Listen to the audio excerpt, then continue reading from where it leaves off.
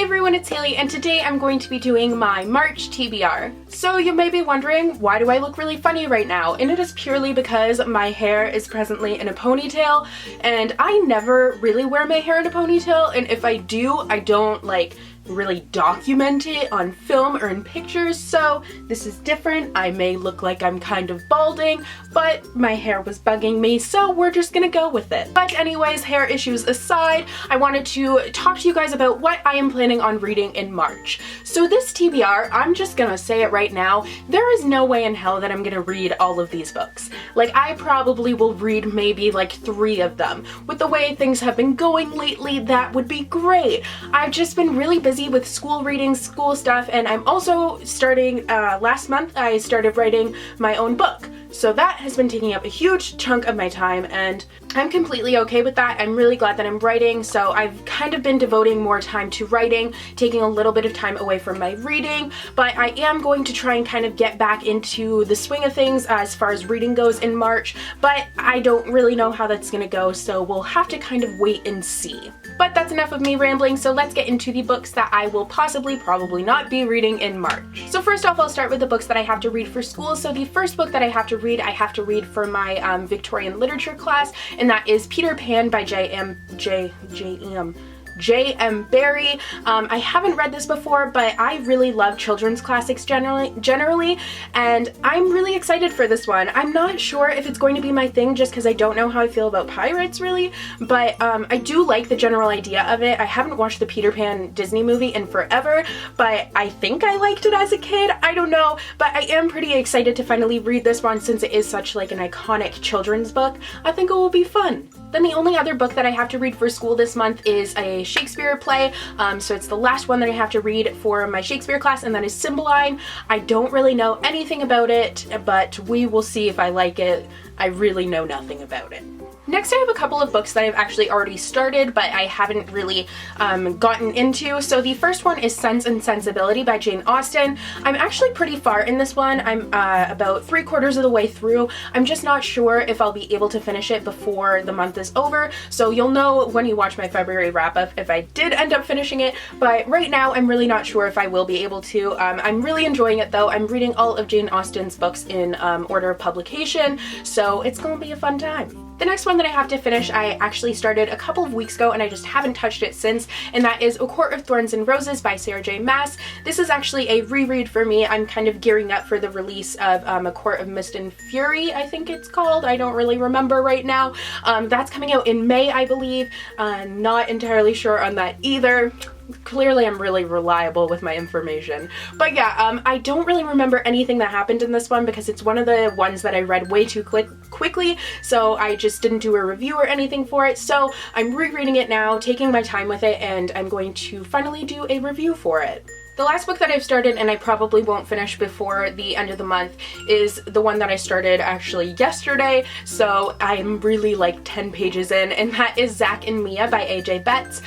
This is a story that deals with 2 kids who, they're in Australia, which I've never read a book that takes place in Australia, so that's kind of cool, but they are both admitted to a hospital for cancer patients, so they're both living in there, and then it's kind of their story. I believe they end up getting released, and it's the story of after that. I think that's what it said when I read the synopsis. Not entirely sure, but it does sound like a really cute novel, but it also sounds like it's going to be really hard-hitting, and I've heard really great things about it, so I'm really intrigued by it.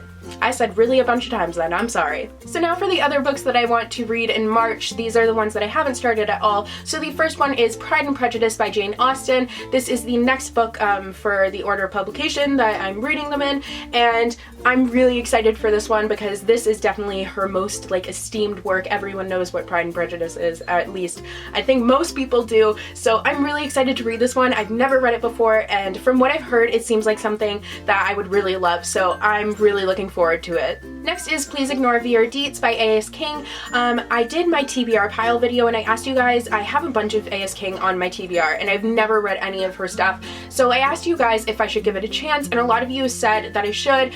You recommended starting with Everybody Sees the Ants, but I decided to go for this one because the premise of it is a girl, her best friend has just committed suicide, and I just feel like that's kind of the kind of book that I'm looking for right now.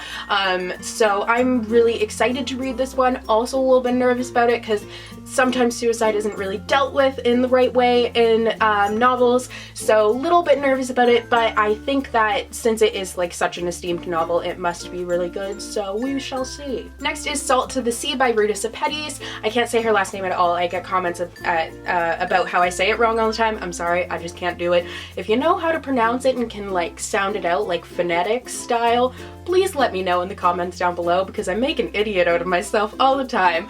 But I'm going to be buddy reading this with Raylene over at Padfoot and Prong 07 very soon. I think we're doing it in like the beginning of March, and I am so excited to read this one.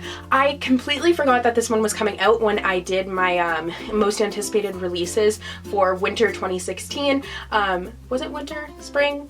Summer? I don't know. It definitely wasn't summer, but whatever most anticipated releases video I did most recently, I completely forgot to include this one, and this one is definitely, like, it was definitely up there. I read Between Shades of Grey by her recently, and I absolutely adored it.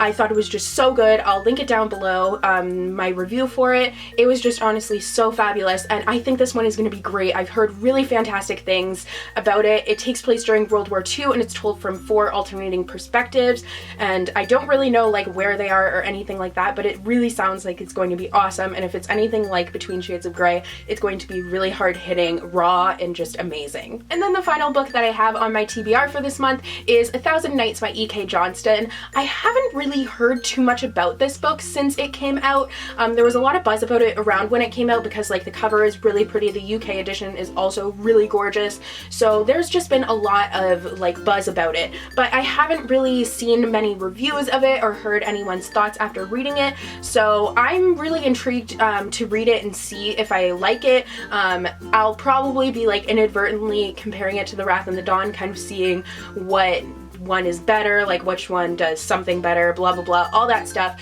But yeah, I'm really excited to read this book. It just sounds like it's going to be great. It's another Arabian Nights. Is it 1,000 Nights? I don't know. No, this is 1,000 Nights. Arabian Nights, I think, retelling, and I'm really into that lately, so I'm excited. So yeah, those are all the books that I'm planning on reading in March. Like I said, probably won't get to most of these, but at least they're here on a nice little list. But yeah, I hope you guys enjoyed this video. Let me know what you guys are planning on reading in March, and yeah, I'll see you guys in the next video. Bye!